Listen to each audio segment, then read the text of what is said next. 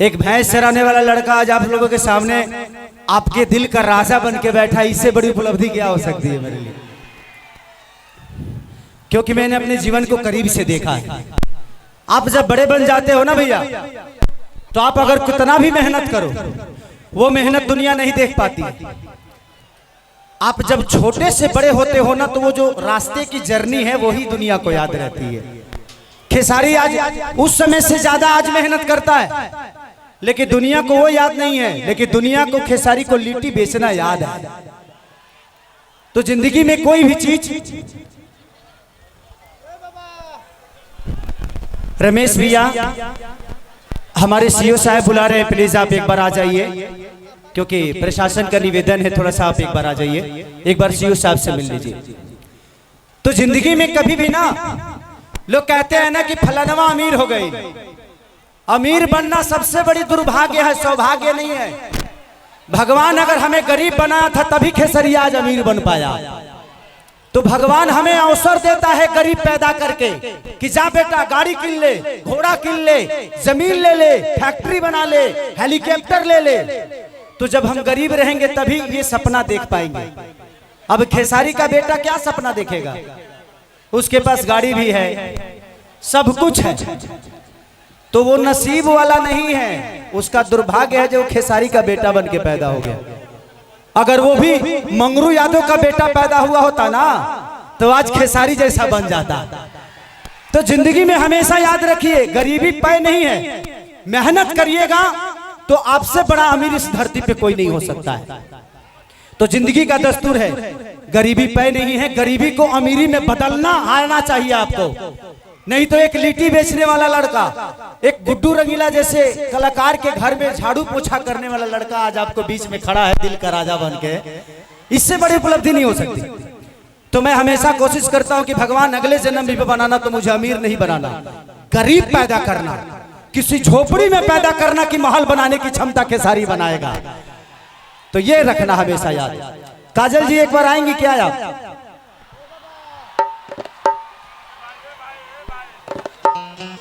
काजल जी को एक बार बुला लीजिए। एक बार मैं चाहूंगा कि काजल जी को लेके मंच पे आ जाए आप सब। थोड़ा सा पानी दो ना बेटा जी, पानी दीजिए ना, पानी। ये प्यार कल है बरसो,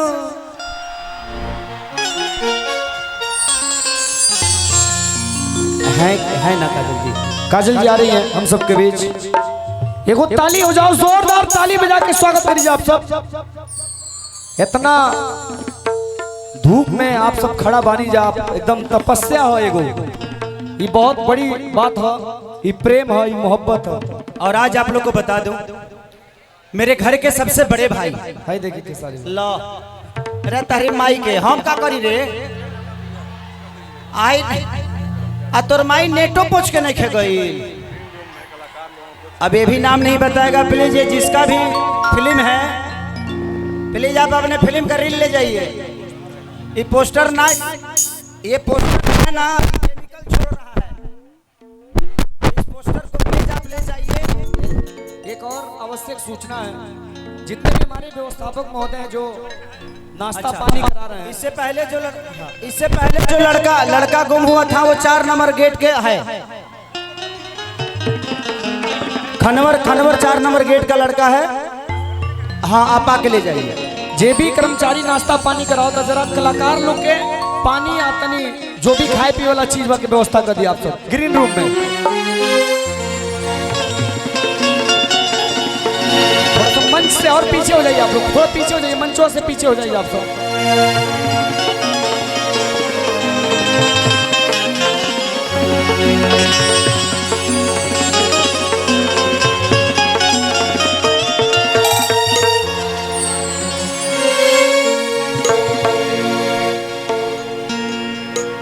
चंदा ये खाली लोगों के लिए कर रहा हूं, सीरियस मत होना। हाँ भाई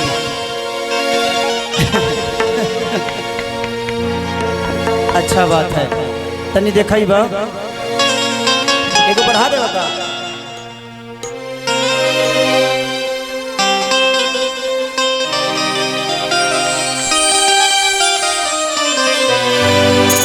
गाना मेरे बहुत अजीज मित्र, मेरे भाई, मैंने बहुत प्यार करता हूं मैं। आप लोग 82 विधा देखे होंगे अजीत हलचल जी को। अजीत हलचल जी ने इस गाने को लिखा है। जी thank you thank you thank you. अच्छा चलिए।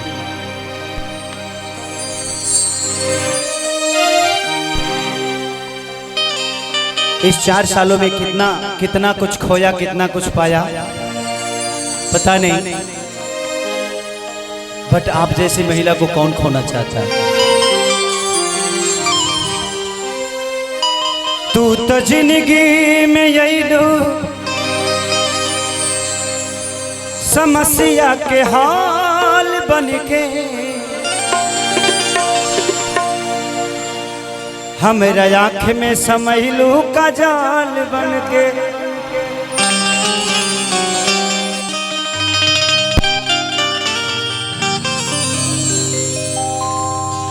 किए काजल तोहर तो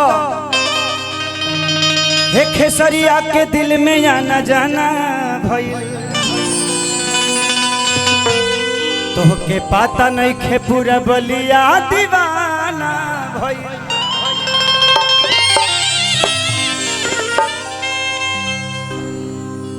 कि तू एक बारी कह दे तू तो तोहरा पमरती हो, गवाही दी तेरा सड़क के धरती हो।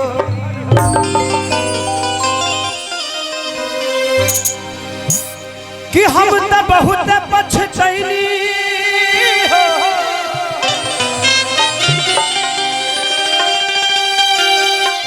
मिस कैनी तहरा साथ के। कहियो भूल नहीं क्रिया खा के कहीं भीरगुनाथ के।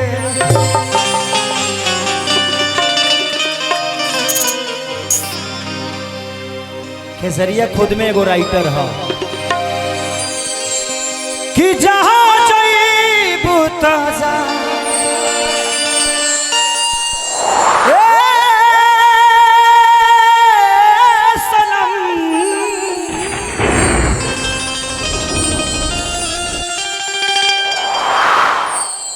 देखे जिंदगी भखा तेरे जखम,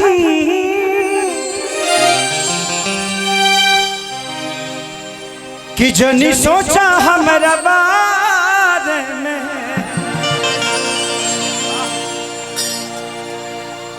तोहरा खातिर हमारा मायल ना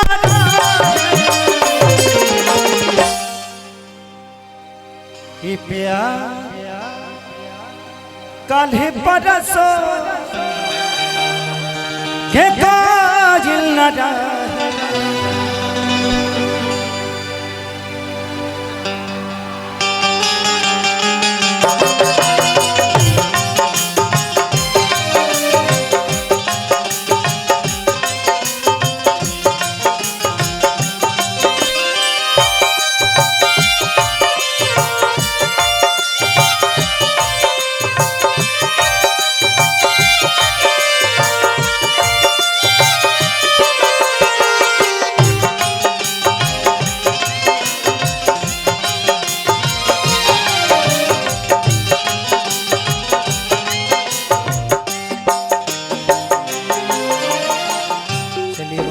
भानु भैया की तरफ से बहुत पुरस्कार।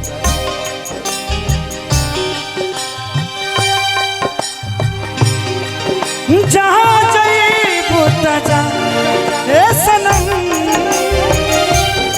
देखे जिंदगी भखा तेरे जखम, जनी सोचा हमारा बारे में। तोहरा खातिर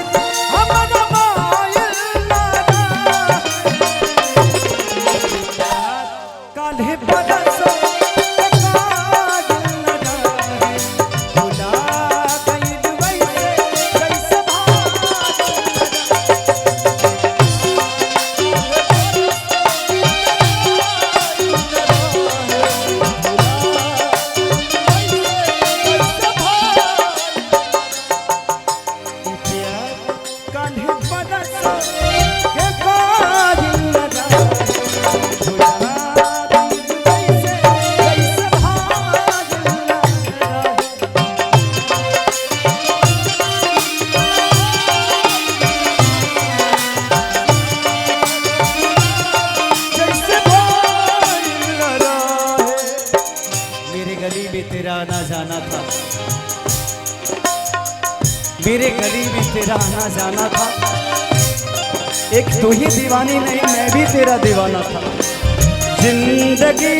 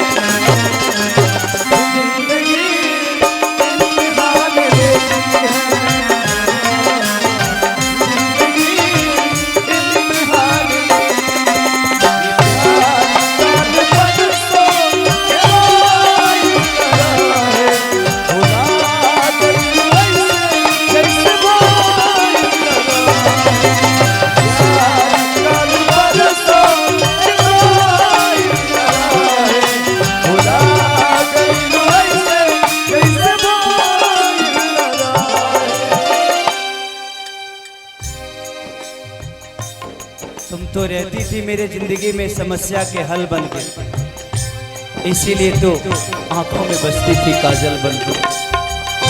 गंगा के पानी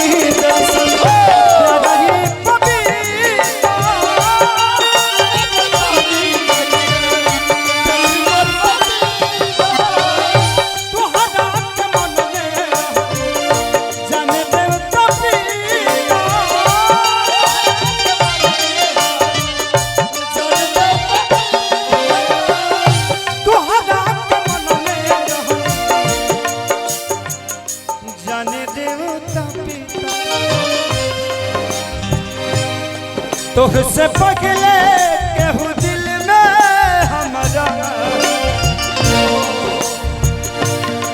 तुझसे पगले केहू दिल में हमारा।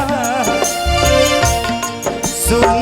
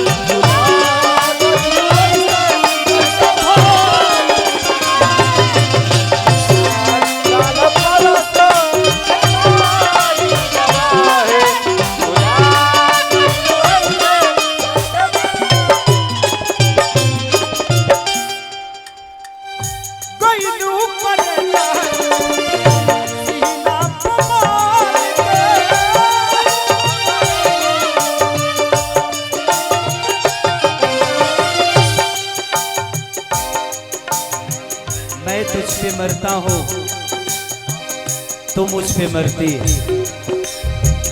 मैं तुझ पे मरता हूँ, तू मुझ पे मरती है। इसे मैं नहीं, ये पूरी बलिया की धरती है।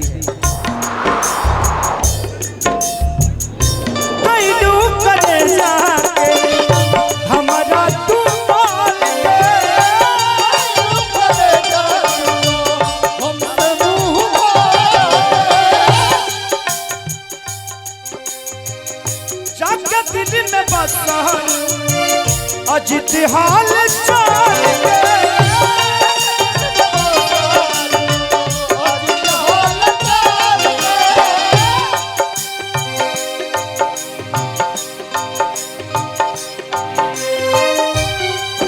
कतन कोगी खेसरिया पागल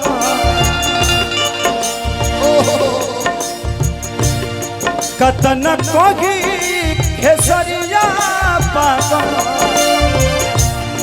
तोहरा बिना बगिया भइल ना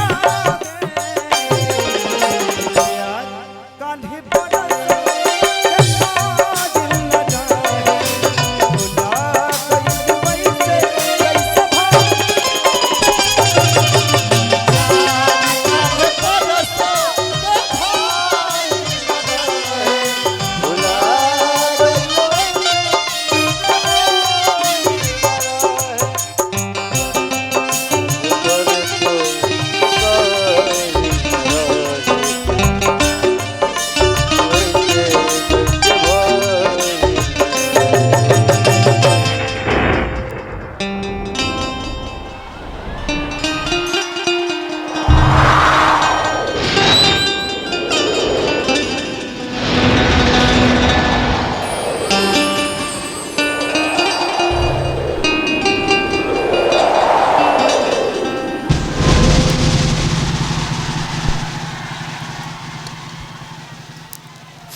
जिंदगी में कुछ यादें होती है, जिसको आना है, जो आया है वो एक दिन जाएगा। कुछ लोग समय से पहले चले जाते हैं, तुझे पता नहीं, ये मुझे पता है कि खेसारी तुमसे प्यार करता है, तेरे आने का आज भी इंतजार करता है। बट ये यादें हैं जो कुछ पल के लिए है, इससे आगे भी जिंदगी है। हम एक दूसरे को मानते हैं, आज हम एक बहुत अच्छे दोस्त हैं एक दूसरे के लिए। कभी